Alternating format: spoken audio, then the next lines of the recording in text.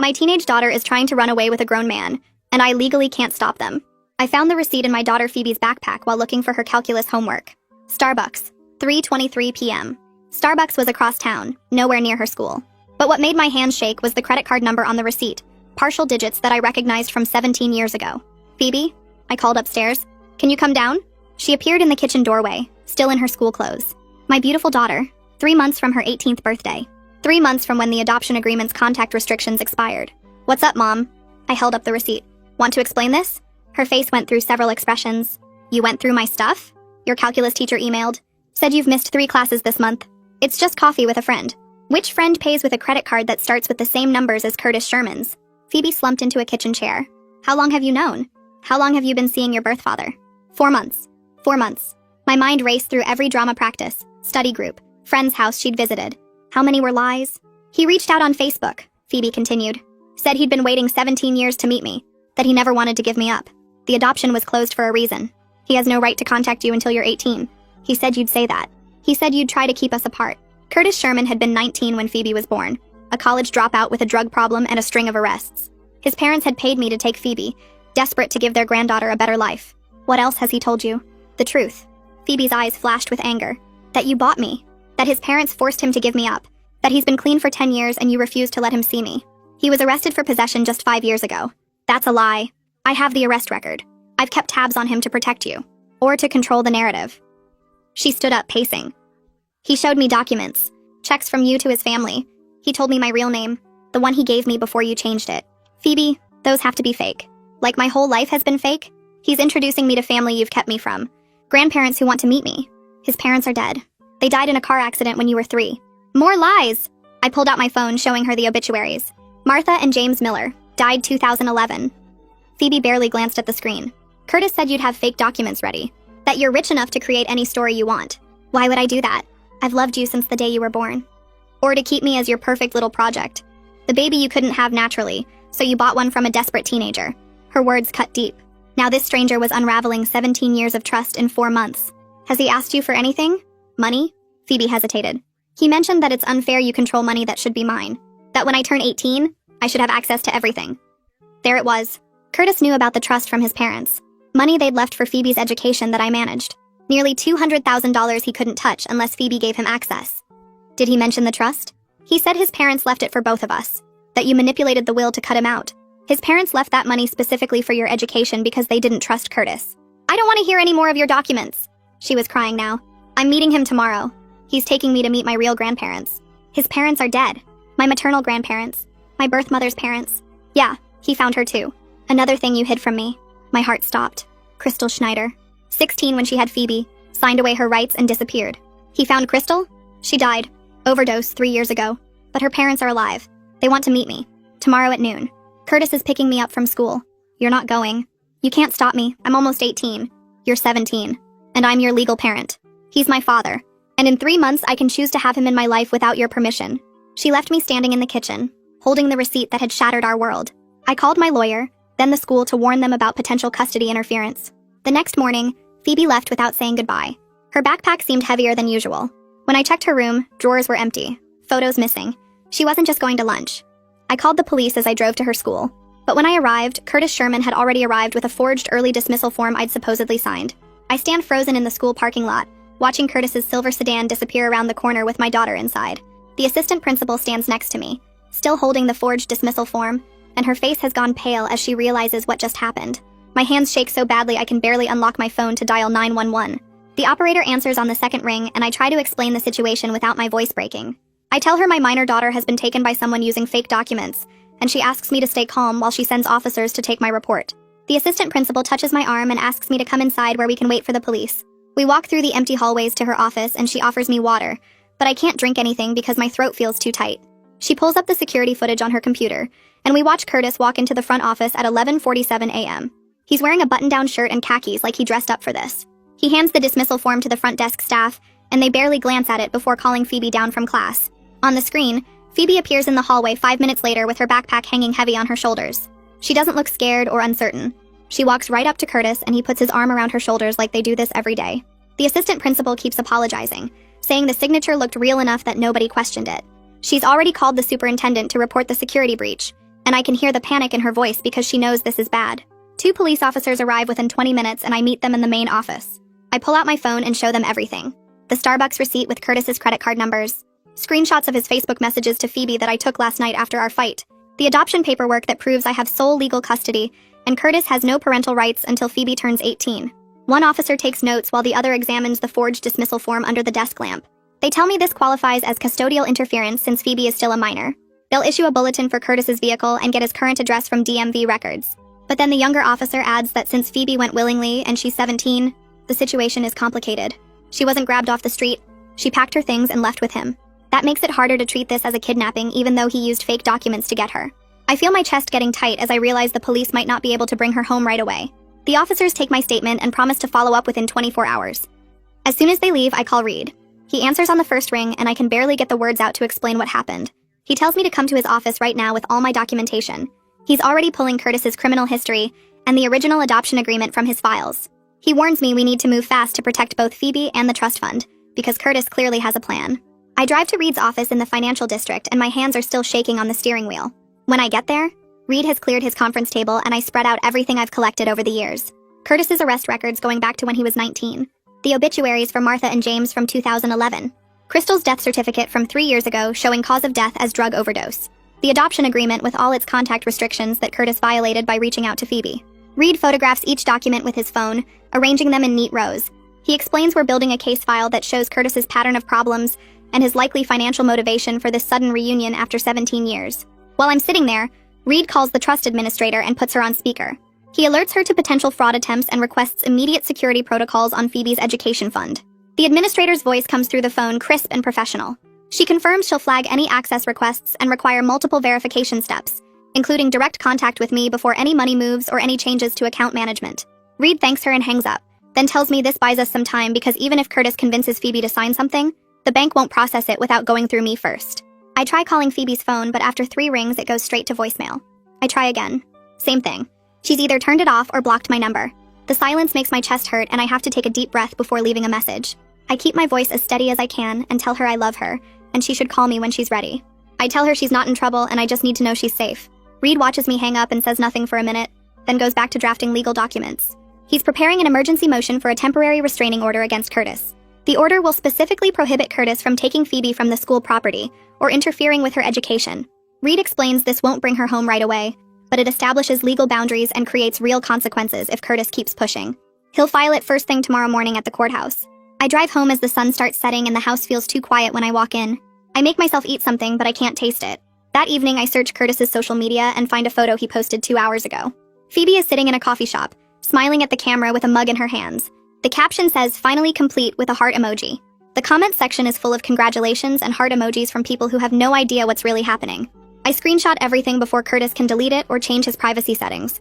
I send the screenshots to Reed with a message explaining when the photo was posted. He responds immediately saying this is good evidence of Curtis's manipulation, and he'll add it to our file. I try to sleep, but I can't. I check my phone every few minutes, hoping for a message from Phoebe. Around 2 a.m., I give up and go to her room. I turn on the light and start looking through her drawers for any clue about where she might be staying. Her laptop is gone. Her favorite jeans and sweaters are missing. The toiletries from her bathroom are cleared out. The photo album I made her when she was little with all her baby pictures is gone too. The emptiness of her drawers makes my chest feel tight and I have to sit down on her bed. I pick up her pillow and it still smells like her shampoo. And I finally let myself cry because my daughter is gone, and I don't know how to bring her home. I wake up the next morning feeling like I barely slept at all. My phone rings at 8:47 a.m. and the screen shows a number I don't recognize. I answer anyway because at this point any call could be about Phoebe. A man's voice introduces himself as Detective Wallace Copeland and says he's been assigned to investigate the forged dismissal form from yesterday. He asks if I can come to the police station to provide a formal statement and bring handwriting samples. I tell him I can be there in 30 minutes. He explains that document forgery is a criminal matter separate from the custody interference, and each charge strengthens the case against Curtis. I grab my purse and the folder of documents I showed Reed yesterday, then drive to the station with my hands gripping the steering wheel too tight. At the police station, a receptionist directs me to Detective Copeland's desk in a room full of other desks and ringing phones. He's maybe 50 years old with gray hair and tired eyes, and he shakes my hand before gesturing to a chair. I sit down, and he slides a form across the desk, asking me to write my signature 5 times in different spots. I do it quickly while he watches, then he pulls out the forged dismissal form in a plastic evidence bag and compares them side by side. The differences are obvious once you look closely. The forged signature has my first name written too large and the loops in my last name are wrong. Detective Copeland nods and says this will be easy to prove in court. He asks me to explain the timeline of Curtis's contact with Phoebe, and I walk him through everything from the Facebook message 4 months ago to finding the receipt to discovering her packed bags yesterday morning. He types notes on his computer while I talk, stopping me occasionally to ask specific questions about dates and locations. When I finish, he leans back in his chair and tells me he's seen similar cases where birth parents manipulate adoptees with false narratives about forced separations. His tone is matter-of-fact but not unkind. He says Curtis is probably telling Phoebe that I'm the villain who stole her away, and that he's the hero coming to rescue her. I nod because that's exactly what's happening. Detective Copeland cautions that even with clear evidence, getting Phoebe to see the truth will take time. Legal action alone won't repair the trust Curtis has damaged. He says these cases require patience and usually some kind of family therapy once the teenager realizes they've been manipulated. I thank him for his time and he promises to keep me updated on the investigation. I drive home feeling slightly more grounded because at least the legal system is taking this seriously. Around noon, Reed calls my cell phone and I answer on speaker while I'm making coffee I probably won't drink. He tells me the restraining order has been granted. Curtis is now prohibited from the school property, and any contact with Phoebe has to be supervised and documented. Reed says he's having the order served on Curtis today, which means a process server will track him down and hand him the legal papers in person. He's also notified the school district's legal team about the forged signature, which means Curtis could face criminal charges beyond just the custody interference. I feel a small surge of relief knowing there are legal boundaries in place now, even if Phoebe isn't home yet. Reed warns me that Curtis will probably get angry when he's served with the restraining order, and I should be prepared for him to lash out somehow. I promise to stay alert and call him if anything happens. An hour later, my email pings with a message from the assistant principal. I open it and find a detailed attendance report attached, showing every absence Phoebe has had over the past 4 months. 11 days total, all excused with notes supposedly from me that I never wrote. The dates are spread out strategically. Never more than 2 absences in a row so it wouldn't trigger automatic notification to parents. I print out the report and add it to my evidence folder. The pattern shows Curtis has been planning this systematically, building Phoebe's trust while isolating her from the school routines. Each forged note is another piece of evidence for the criminal case. I forward the email to both Reed and Detective Copeland with a note explaining that I never wrote any of these excuse notes.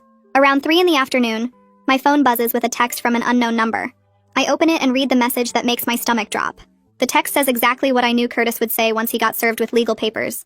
I read it twice to make sure I'm not misreading the words. I recognize Curtis's manipulative language immediately, the way he frames everything to make me look like the bad guy.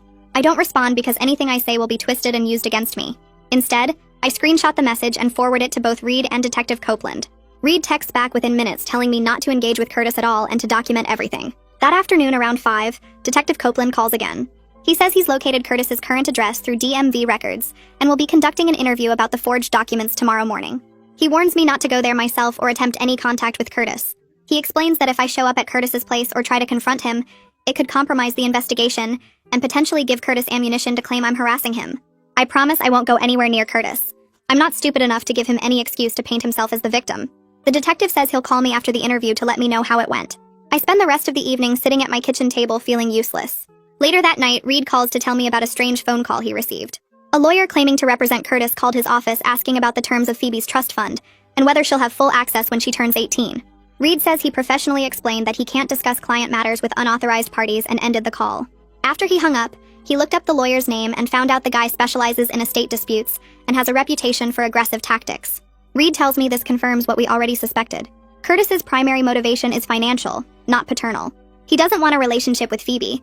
He wants access to the $200,000 in her education trust. I feel sick thinking about how Curtis has manipulated my daughter's emotions just to get his hands on money his own parents didn't trust him with. Reed says he's going to file additional paperwork with the probate court to add extra protections to the trust, making it even harder for Curtis to convince Phoebe to give him access. I spend the evening at my laptop researching parental alienation and custodial interference cases. I read stories from other adoptive parents who face similar situations, and the patterns are eerily familiar. Birth parents rewriting history to make themselves look like victims, claims of forced adoption or stolen children, promises of real family connection and belonging. Underneath it all, there's usually some financial angle or custody revenge. One mother writes about how her daughter's birth father convinced her that the adoption was illegal, and she'd been kidnapped. Another writes about a birth mother who told her son that his adoptive parents were rich people who bought him like property. The manipulation tactics are almost identical across different cases. I bookmark several articles about how to help teenagers recognize manipulation and start reading about family therapy approaches for reunification after parental alienation. On day 3 since Phoebe left, my phone finally buzzes with a text from her number. My heart jumps and I grab the phone so fast I almost drop it. The message is brief and doesn't say much, but at least it's something. I read her words over and over trying to decode what she's really feeling. Her dismissive tone stings because it sounds like she's talking to an annoying acquaintance instead of her mother. But I'm relieved to hear from her and know she's physically safe even if she's not emotionally okay. I respond simply and carefully, not wanting to push her away by sounding desperate or angry. I type out 3 different responses before settling on the one that feels right. I tell her I love her and my door is always open and she should please stay in touch so I know she's okay. I add that she's not in trouble and I just want her to be safe. She doesn't respond to my message, but at least I know she's reading her texts. The next morning, my phone rings with a call from the trust administrator at the bank where Phoebe's education fund is held. She sounds concerned and tells me about a call she received yesterday afternoon. Someone claiming to be a family advocate called asking detailed questions about the trust structure, disbursement rules, and whether beneficiaries could authorize third-party access to manage funds. The administrator refused to provide any information and documented the call in the account notes. She tells me the caller's voice was male and sounded like he was in his late 30s, which matches the description I gave her of Curtis. She's added additional security flags to Phoebe's account, requiring multiple levels of verification before any changes can be made. I thank her for being vigilant and ask her to call me immediately if anyone else tries to get information about the trust. She promises she will, and says she's seen situations like this before, where someone tries to manipulate a young beneficiary into giving them access to family money. After I hang up, I add notes about this call to my evidence document and email the information to Reed and Detective Copeland. The net is tightening around Curtis as his attempts to access the money leave a paper trail of evidence showing his real motivation for suddenly wanting a relationship with the daughter he abandoned 17 years ago. The next morning, Reed calls to tell me he's filing papers with the probate court to add extra protection to Phoebe's trust fund. He explains the motion asks the judge to require court approval for any changes to who can access or manage the money until Phoebe turns 19 instead of 18. This means even after her birthday in 3 months, Curtis can't pressure her into signing documents that give him control without a judge reviewing everything first. Reed says this creates a barrier that makes it much harder for Curtis to trick Phoebe into handing over her education money, and the judge should approve it quickly, given the evidence of Curtis's behavior we've already documented. That afternoon, I'm checking my email when a new message appears with the subject line, "We should talk." The sender is Justina Pavlov, and my heart starts racing as I click it open. The message is careful and measured, explaining that Curtis contacted them a few days ago, claiming I kept Phoebe from her maternal family for 17 years. Justina writes that they want to hear my side of the story before making any decisions about meeting Phoebe, and they're troubled by some of Curtis's claims that don't match what they remember about the adoption. She includes her phone number and says they're available to talk whenever I'm ready. I grab my phone and call Reed immediately, reading him the email word for word. He listens carefully, and then tells me to be honest and stick to facts without getting emotional or saying bad things about Curtis. He says we should send copies of Crystal's signed papers giving up her rights and explain the closed adoption rules clearly. Together, we write a response over the phone, with Reed suggesting specific phrases that sound professional but warm. I explain that the adoption had contact restrictions until Phoebe turned 18, share the legal documents showing Crystal's choice, and tell Justina I've always been open to Phoebe knowing her maternal grandparents once she could make informed decisions as an adult. Reed reviews the draft before I send it, making sure every word is factual and can't be twisted against me later. Justina responds less than 3 hours later, and her tone is surprisingly warm and understanding. She writes that Crystal struggled deeply with drug addiction and chose adoption specifically because she wanted to give Phoebe a better life than she could provide at 16. Justina explains that Curtis was barely involved in Crystal's life after she got pregnant, and his sudden interest in Phoebe now strikes her as suspicious and wrong. She mentions that Curtis has been asking them questions about money and trust funds, which made both her and her husband Alvin uncomfortable, because it seems like his real focus isn't on building a relationship with his daughter. Justina thanks me for taking care of Phoebe all these years, and says she and Alvin would like to meet me in person when the time is right. Detective Copeland calls the next day with an update about his interview with Curtis. Curtis denied forging my signature on the dismissal form, and claimed Phoebe brought him a note I supposedly signed giving permission for the early release. His story has obvious problems since the school keeps my actual signature on file for comparison, and the forgery is clear when you look at them side by side. The detective says he's forwarding the case to the district attorney's office for possible criminal charges, and Curtis could face serious penalties if they decide to prosecute. He warns me this might make Curtis more desperate, so I should stay alert and document everything. That evening, I can't stop thinking about Curtis's manipulation tactics, so I search online for information about adoptive parents dealing with birth parent problems. I find a forum where people share their stories, and one post makes my blood run cold. A mother writes about her daughter's birth father who spent months building trust, convinced the girl that her adoptive parents stole her, and eventually got her to sign financial papers giving him access to her college fund. He disappeared with the money 3 weeks after her 18th birthday, and the daughter was left devastated and broke. I screenshot the warning signs this mother lists, and every single one matches Curtis's behavior exactly.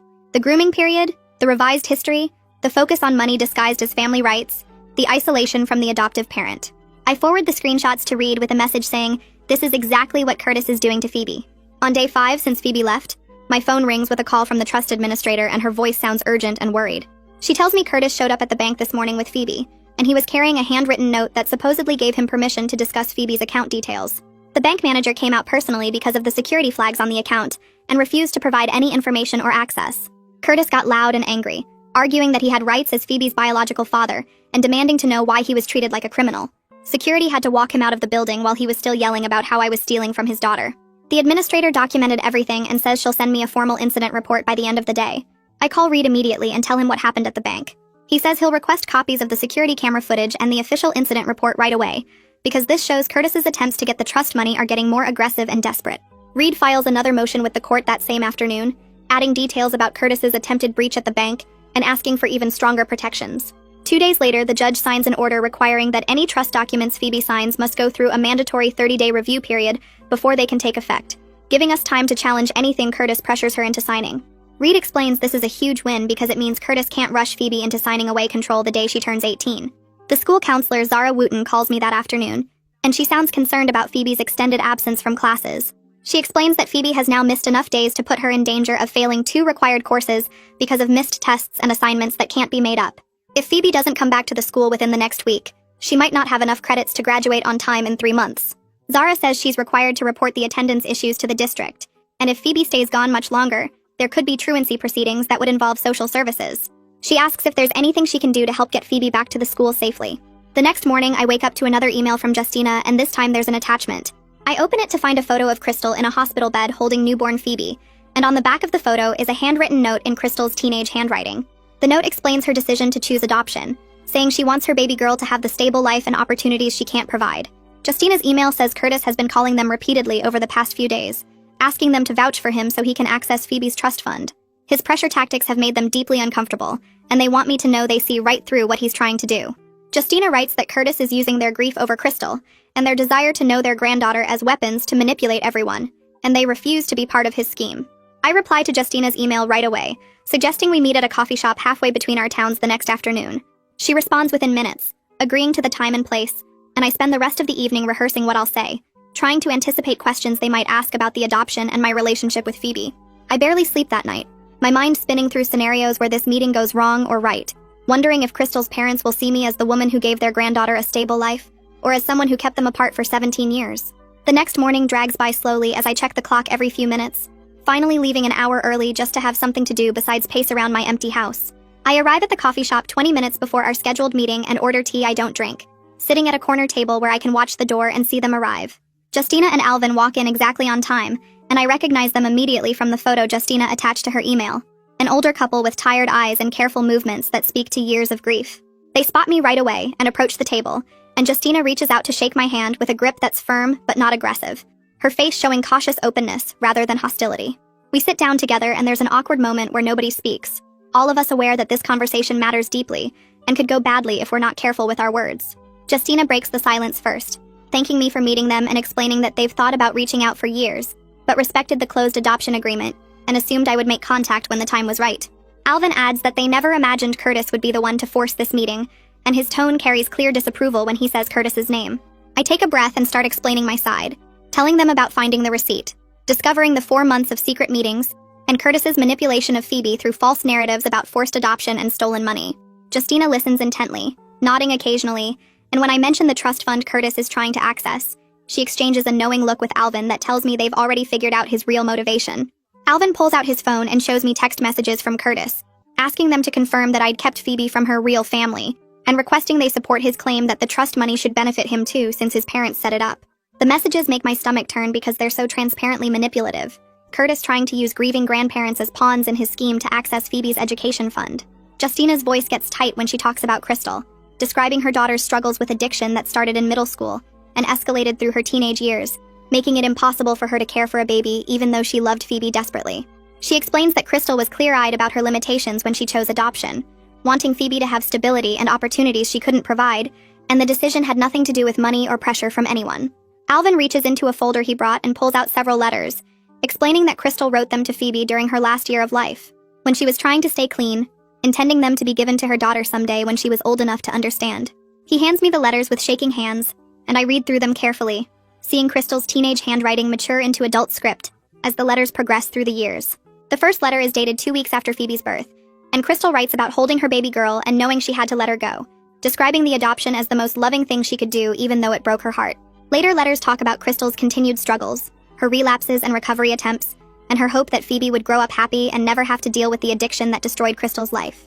In every letter, Crystal is clear that the adoption was her choice, made with full understanding and without coercion from anyone, and she never once suggests that Curtis was a victim or that money changed hands inappropriately. The letters never mention Curtis at all except for one brief line where Crystal notes that he wasn't ready to be a parent, and she didn't blame him for that, but she wanted Phoebe to have more than either of them could offer. I feel tears burning my eyes as I read Crystal's words, seeing the genuine love and sacrifice behind the adoption decision, and I look up at Justina and Alvin with new understanding of what they've lost. Justina wipes her own eyes and tells me that Curtis has been twisting Crystal's memory, using their grief as a weapon to manipulate Phoebe and make himself look like a wronged father instead of an absent one. She says they're angry about it, furious that he's exploiting their dead daughter's story to access money and control Phoebe, and they want to help set the record straight.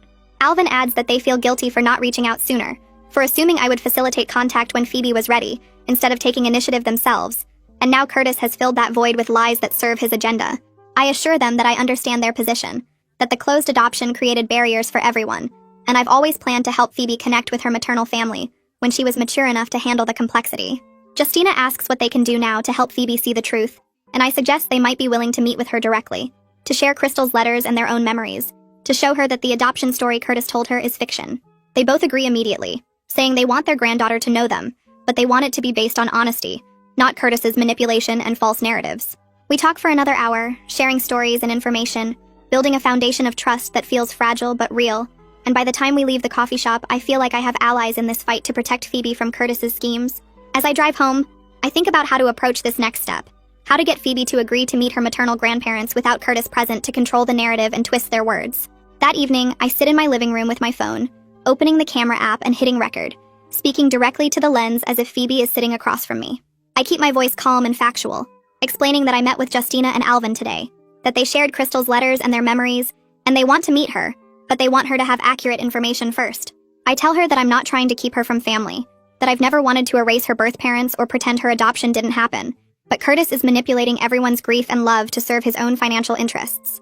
I explain that her maternal grandparents are willing to speak with her directly, to answer any questions she has about Crystal and the adoption, and I'll arrange a meeting whenever she's ready.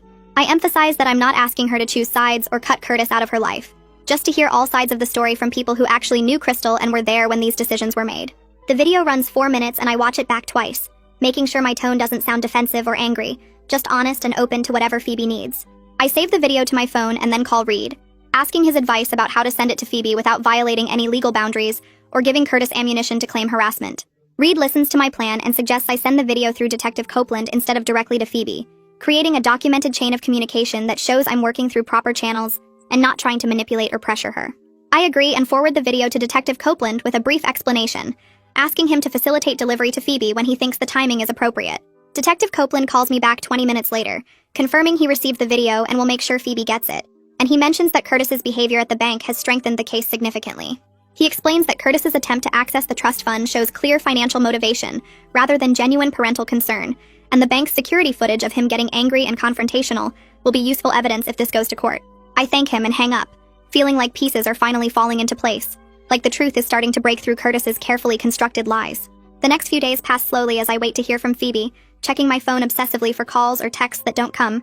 I try to stay busy with work and household tasks, but my mind keeps drifting to my daughter, wondering where she is and what Curtis is telling her about my meeting with her maternal grandparents. On day 7 since Phoebe left home, my phone finally rings with her number, and I answer so fast I almost drop the device, my heart pounding as I hear her voice for the first time in a week. She sounds tight and confused, asking if I really talked to Crystal's parents, and I confirm that I met with Justina and Alvin yesterday, that they wanted to meet her but wanted her to have accurate information first.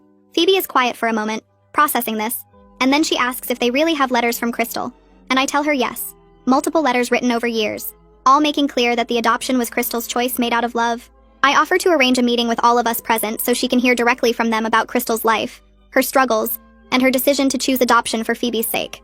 Phoebe's voice gets smaller when she admits that Curtis has been pressuring her to sign papers that would give him access to help manage her trust fund when she turns 18. She says his reaction at the bank scared her when he got angry with the staff for refusing to give him information, and she's starting to wonder if some of his stories don't add up the way they did at first. I feel a surge of hope hearing doubt creep into her voice, but I force myself to stay calm and not push too hard, knowing that if I attack Curtis directly, she'll just defend him out of loyalty. Instead, I focus on listening, acknowledging how confusing this must be for her, how hard it is to know who to trust when different people are telling different versions of the same story. I tell her that I've always planned to give her information about her birth family when she was ready, that I never wanted to keep her from knowing Crystal's parents or understanding her adoption story. I explain that Curtis's timing is suspicious for good reason, that he showed up exactly 3 months before she turns 18, and gains access to her trust fund, and his focus on money rather than relationship suggests his motivations aren't purely about wanting to know his daughter. Phoebe doesn't respond right away, and I can hear her breathing on the other end of the line, processing everything I've said, and weighing it against what Curtis has told her. Finally, she says she needs to think about things, that she's not ready to come home yet, but she wants to meet her maternal grandparents, and can I set that up without Curtis being there first? I agree immediately, relief flooding through me that she's willing to hear another side of the story, and I tell her I'll coordinate with Justina and Alvin and let her know when and where we can all meet together. I call Reed right after hanging up with Phoebe and explain that she wants to meet, but insists Curtis be there too so everyone can tell their side of the story. Reed goes quiet for a moment, then tells me this could actually work in our favor because Curtis tends to expose his own inconsistencies when he's challenged directly, but we need to control the environment carefully. He suggests a family restaurant during lunch hours when it's busy enough that Curtis won't make a scene, but not so crowded we can't hear each other, and he'll coordinate with Detective Copeland to be present, but not obviously so. I agree, and Reed says he'll call Justina and Alvin to prepare them for what to expect, warning them that Curtis will likely try to dominate the conversation and paint himself as a victim. The meeting gets set for noon at a chain restaurant near the highway, neutral territory that none of us have history with, and I spend the rest of the day trying to focus on work, but mostly staring at my computer screen thinking about seeing Phoebe after a full week apart. That evening, Reed comes over to my house and we sit at the kitchen table going over strategy like we're preparing for a trial. He coaches me to stay calm no matter what Curtis says, to avoid getting defensive or emotional, to let Justina and Alvin's testimony about Crystal speak for itself without me jumping in to defend myself. He reminds me that the goal isn't to win an argument, but to plant seeds of doubt in Phoebe's mind about Curtis's version of events, and sometimes the best way to do that is to stay quiet and let other people contradict him. I practice taking deep breaths and keeping my face neutral when Reed role-plays some of the things Curtis might say, the accusations about buying Phoebe or manipulating the adoption, and it's harder than I expected to just sit there and not react. Reed tells me to focus on facts rather than emotions, to remember that I have documentation, and witnesses on my side while Curtis only has his manipulative storytelling, and that Phoebe is smart enough to eventually see through the lies if we give her the space and information to do so. The next morning, I arrive at the restaurant 15 minutes early and choose a booth in the back corner where we'll have some privacy, but still be visible to other diners. Detective Copeland is already there, sitting at the counter with a newspaper and a coffee like any other customer, and he gives me a slight nod when I walk past. Justina and Alvin arrive a few minutes later and slide into the booth across from me, both looking nervous but determined, and Justina reaches across to squeeze my hand briefly before we settle in to wait.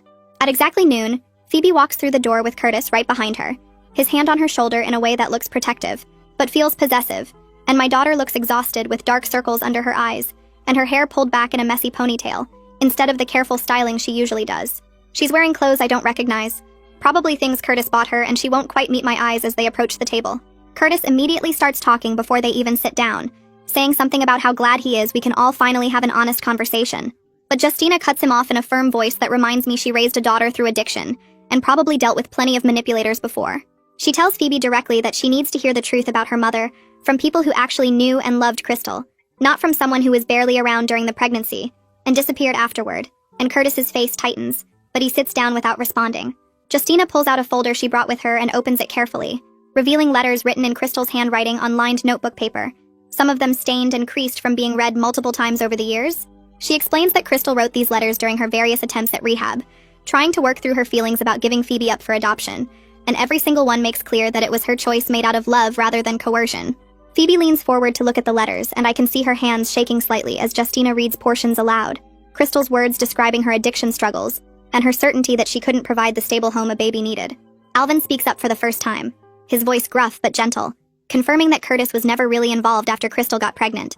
He says Curtis showed up a few times early on, but disappeared when things got hard, never contested the adoption or asked to be part of the process, and only his parents stayed in touch trying to help Crystal get clean. The way Alvin says it, matter of fact and without anger, seems to land harder than if he'd been accusatory, and I watch Phoebe's face as she processes this information that contradicts everything Curtis has told her. Curtis tries to deflect by bringing up the money angle, claiming I paid his parents to force him out of Phoebe's life, but Justina shuts that down immediately by pointing out that Crystal's decision had nothing to do with money.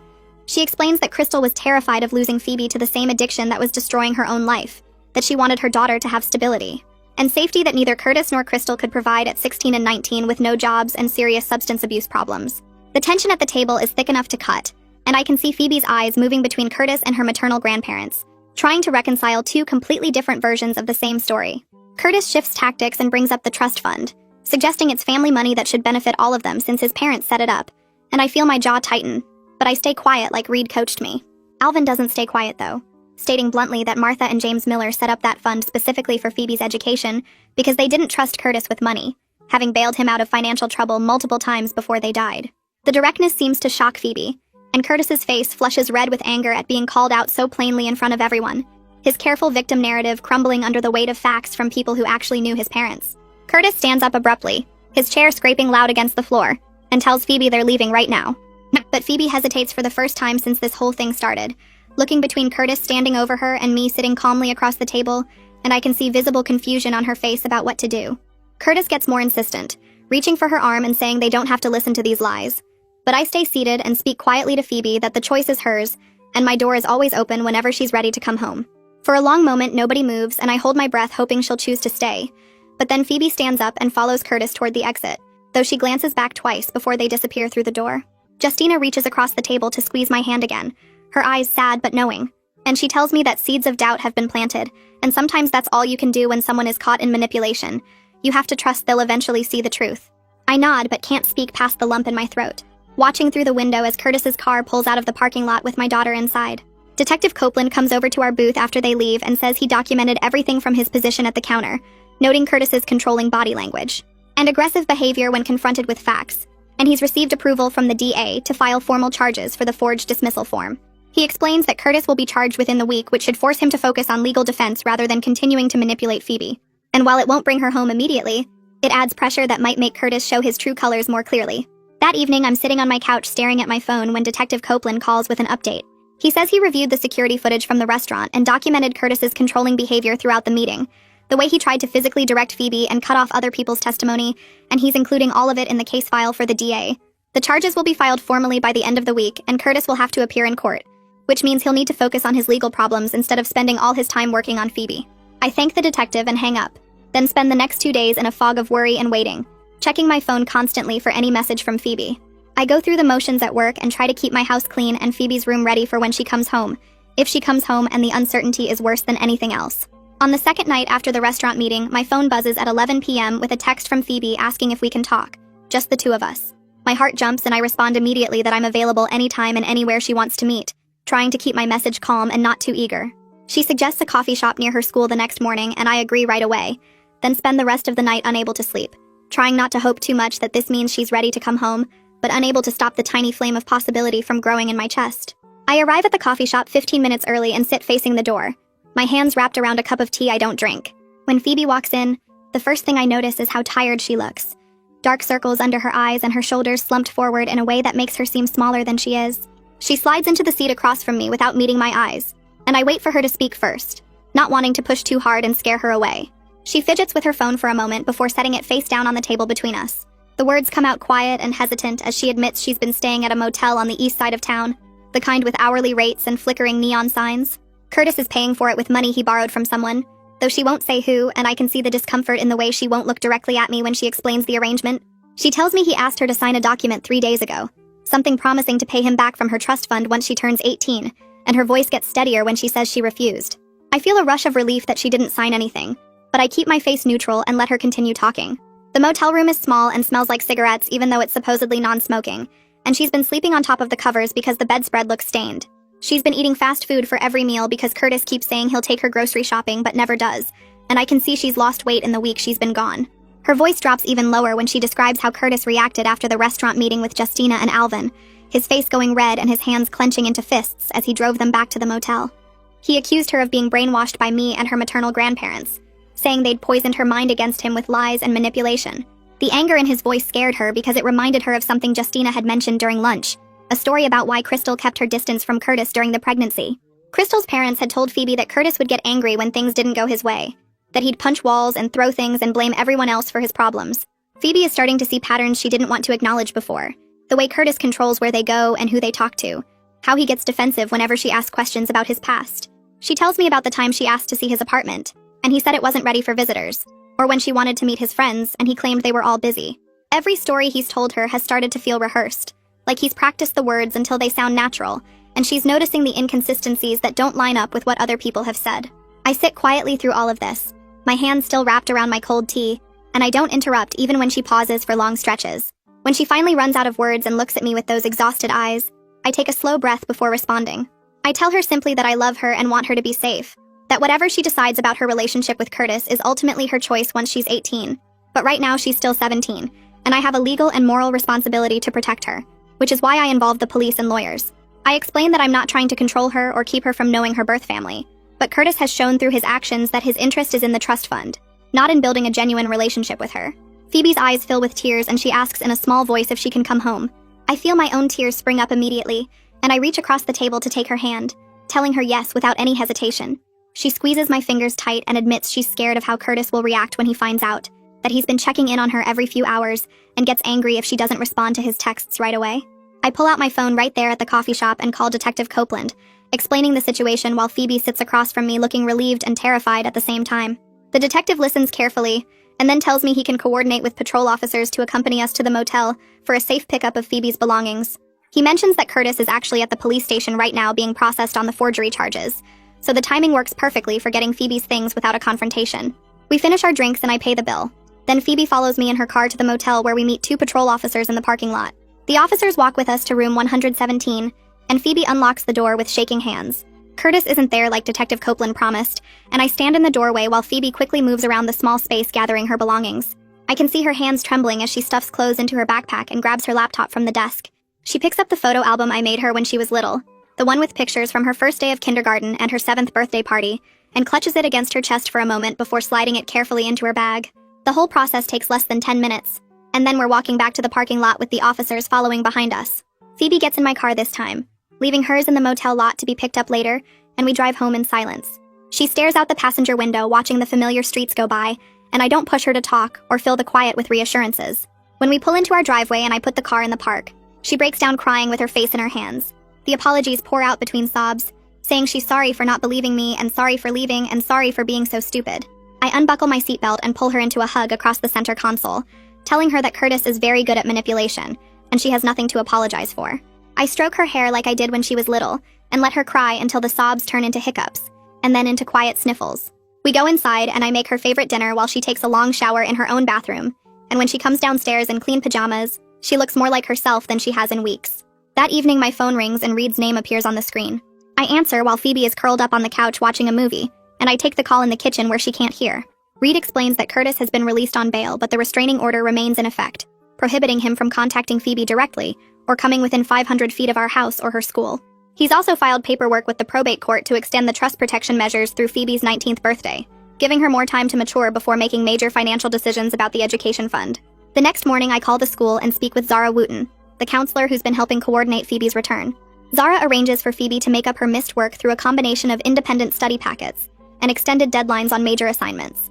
She explains that Phoebe will need to work hard over the next few weeks, but graduation is still possible if she stays focused and completes everything on time. Zara also offers to meet with Phoebe weekly to provide support as she processes everything that's happened, and I agree immediately, because I know Phoebe needs someone outside the situation to talk to. That afternoon, while Phoebe is upstairs doing homework, my phone buzzes with a series of text messages from Curtis's number. The messages are angry and accusatory, calling me a manipulator who poisoned his daughter against him.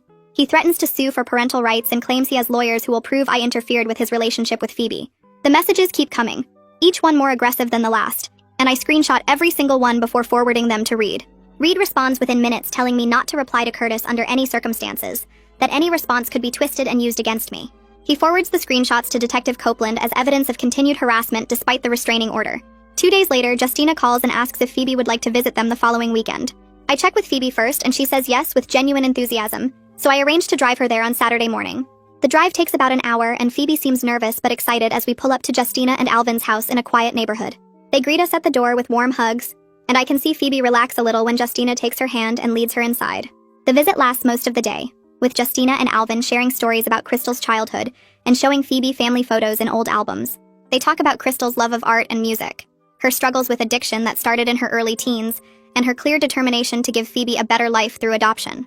Alvin shows Phoebe a box of Crystal's things they've saved, including a journal where Crystal wrote about her pregnancy and her hopes for her baby's future. The visit is emotional with tears and laughter mixed together, and when we leave in the late afternoon, Phoebe seems lighter somehow, like a weight has been lifted. On the drive home, she tells me it felt good to learn about Crystal from people who really knew her, not from Curtis's distorted version of events. She says Justina and Alvin made her feel connected to her birth mother in a way that feels honest and healing, and she's glad we can all be part of her life now. The following Monday, Phoebe goes back to the school for the first time since coming home. I watch her walk through the front doors, her backpack lighter now that she's turned in most of her makeup work to Zara. At lunch, she sits with her old friend group at their usual table near the windows. Her best friend Maya notices her right away and slides over to make room. Phoebe tells me later that afternoon that she admitted everything to Maya, explaining how Curtis had been feeding her lies for months, and how she'd pushed her friends away because she was so caught up in his version of reality. Maya doesn't judge her or make her feel stupid. Instead, Maya hugs her and tells her that everyone makes mistakes when someone they want to trust manipulates them. The other girls at the table welcome her back without making a big deal about her absence. Phoebe says it felt good to be around people who actually cared about her without wanting something in return. She seems lighter somehow, less weighed down by the secrets she'd been carrying. 2 days later, Reed calls with an update from the district attorney's office. Curtis accepted a plea deal on the forgery charges. He's pleading guilty to a misdemeanor instead of going to trial. The deal includes probation for 18 months and a requirement to stay at least 500 feet away from Phoebe's school at all times. He also has to attend counseling sessions twice a month as part of his probation terms. Reed reads me the exact language from the agreement over the phone. I ask if the counseling will actually change anything about Curtis's behavior. Reed pauses before answering, then admits that court-ordered therapy rarely works unless the person actually wants to change. Curtis is probably just going through the motions to avoid jail time. At least the restraining order stays in effect, and now there are criminal consequences if he violates it. Reed also mentions that the DA's office is keeping the case file open in case Curtis tries anything else. I thank him for everything he's done and hang up feeling relieved that there's at least some legal accountability now. That same week, I take Phoebe to her first appointment with a therapist, who works specifically with adopted kids and families dealing with manipulation. The therapist's office is in a quiet building downtown with comfortable chairs and soft lighting. Phoebe goes in alone for her sessions while I wait in the lobby. After her third session, she comes out looking tired but calmer. On the drive home, she tells me what she learned that day. The therapist helped her understand that it's okay to feel angry at Curtis for lying to her, while also feeling sad about losing the fantasy of who she wanted him to be.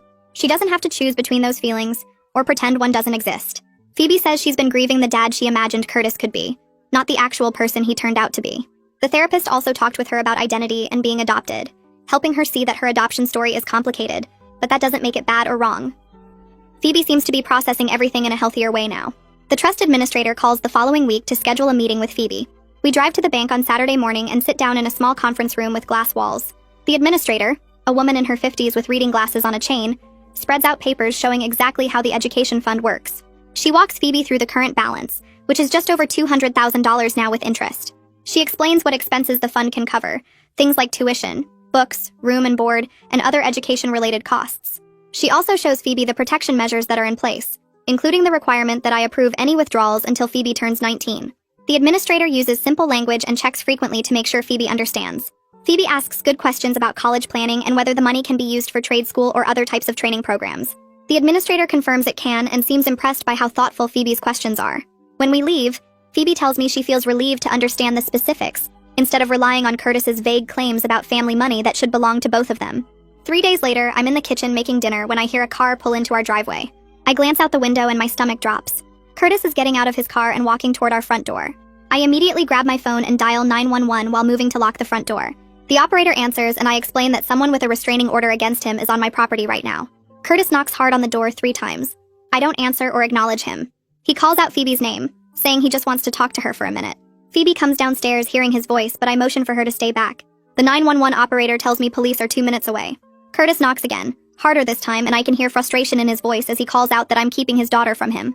After about 90 seconds, he must hear the sirens approaching because he turns and jogs back to his car. He's gone before the patrol car turns onto our street.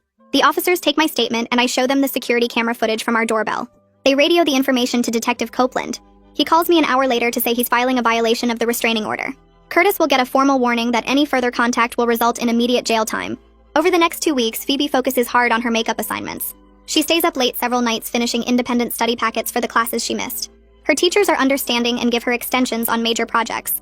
I watch her work at the dining room table, hunched over her laptop or scribbling notes in her calculus workbook. She's determined not to let Curtis's manipulation mess up her graduation. Her calculus teacher emails me to say Phoebe turned in all her missing work and took the makeup exams. She passed everything and is back on track. Her other teachers send similar updates. One evening while we're eating dinner, Phoebe tells me she's proud of herself for not giving up even though the situation with Curtis made everything so much harder. She could have just accepted failing grades and dealt with summer school, but she chose to push through instead. I tell her I'm proud of her too. As Phoebe's 18th birthday gets closer, about 2 weeks away now, she brings up Curtis during dinner one night. She's been thinking about what happens when the legal restrictions expire, and she's technically an adult who can choose to have contact with him. She tells me she's decided not to pursue any contact with Curtis once she turns 18. She needs time to heal and focus on her own future first. Maybe someday she'll be ready to deal with him. But right now she needs stability and honesty in her life, not more manipulation and lies. She says she might change her mind eventually, but for now she's choosing herself and her own mental health. I tell her that sounds like a wise decision, and that I'll support whatever she decides, now or in the future. The choice has always been hers to make. Justina and Alvin become regular parts of our lives over the following weeks. They visit once a month, driving over on Saturday afternoons to spend time with Phoebe. They also video call with her every week, usually on Wednesday evenings after dinner. During their visits, they share more stories about Crystal, showing Phoebe photos from family albums and telling her about Crystal's childhood. They talk about her love for painting and how she used to spend hours in her room creating art. They also share harder stories about Crystal's struggles with addiction, how it started when she was just 14, and how it controlled so much of her life. They make sure Phoebe understands that Crystal's choice to place her for adoption was made out of love and clear thinking, not because anyone forced her. Justina tells Phoebe that Crystal wanted her daughter to have chances she couldn't provide. The connection with her maternal grandparents brings Phoebe peace about her adoption story. She's learning about her birth mother as a real person who made a loving choice, not the fantasy version Curtis tried to create. On a quiet Sunday afternoon, about 3 weeks after Phoebe came home, we sit together on the living room couch going through the photo album she took to the motel. She opens it carefully, like she's handling something precious. The pages show her baby pictures, toddler photos, birthday parties, first day of school snapshots. She points to a photo of herself at age 4, wearing a princess costume for Halloween, and asks me to tell her the story behind it. I tell her about how she insisted on wearing that costume for 2 weeks straight, even to the grocery store. She laughs and asks about another photo, then another. Each picture sparks a memory she's heard before but wants to hear again. I realize we're rebuilding trust one memory at a time.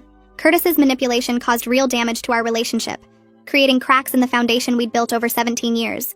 But we're healing together now with honesty, patience, and the support of people who truly love Phoebe for who she is, not what she can provide them. The road ahead won't be easy, and there will be hard days when she questions everything again. But right now, in this moment, we're okay. We're together. And that's enough. That's the full story and the takeaway hidden inside it. I like when these give you something small but real to think about. If it did, then it was worth sharing. Subscribe so the next one finds you right away.